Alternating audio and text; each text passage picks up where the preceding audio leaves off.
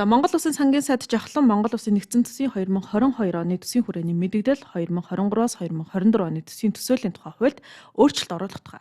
Монгол Улсын 2022 оны төсвийн тухай хуульд өөрчлөлт оруулах тухай. Нийгмийн даатгалын сангийн 2022 оны төсвийн тухай хуульд өөрчлөлт оруулах тухай.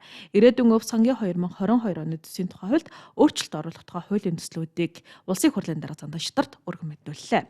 За энэ удаагийн төсвийн тодтогдлоор конторын барилга 6, наадмын талбай 3, соёлын төв 7, спорт заал зохицолбор 3, усан бассейн 2, конторын тоног төхөөрөмж 18, конторын эгц сур 12, айргийн өргөө 1, орон нутгийн тохиолдолт 6, нийт эзэмшлийн зам талбай 3 зэрэг нийт 33 арга хэмжээг хассан бөгөөд цаашид хөшөө дурсгал, угтах удах хаалга зэрэг орон нутгийн шинж чанартай төслүүдийг улсын төсвөр санхүүжүүлэхийг хориглохоор тусгажээ.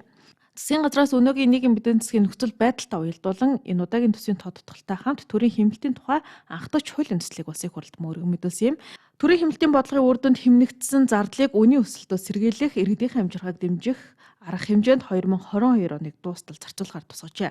За тухайлбал нийгмийн даатгалын шимтгэлээ өөрөө хариуцсан төлс 1 сая төгрөг болон түүнээс доош орлоготой даатгуулагчийн шимтгэлийн 50%-ыг сар бүр буцаа олгох, хүүхдийн 100 мянган төгрөгийг мөнгөн хэлбэрээр үргэлжлүүлээ олгох, дотооддоо хүнс үйлдвэрлэх, хүнсний нөөц бүрдүүлэх, хаврын тариалтын бэлтгэл ажлыг хангах, дөрвөн улирлын хүлэмж агуулгах зойр барихад зориулж 1 их найд төгрөгийн 3% хөнгөлөлтөө зээлийн хүүгийн татаасыг улсын төсөөс олгох. Импортын гол нэрийн хүнсний бүтээгдэхүүн болох цагаан будаа, элсэн чихэр, ургамлын төсний үнийн өсөлтийн дарамтыг бууруулах зорилгоор импортын гайлын татварыг албан татвараас чөлөөлөх, за дотооддоо үйлдвэрлэсэн ургамлын тосыг нэмэн үртгийн албан татвараас чөлөөлөх зэрэг арга хэмжээг багтаажээ.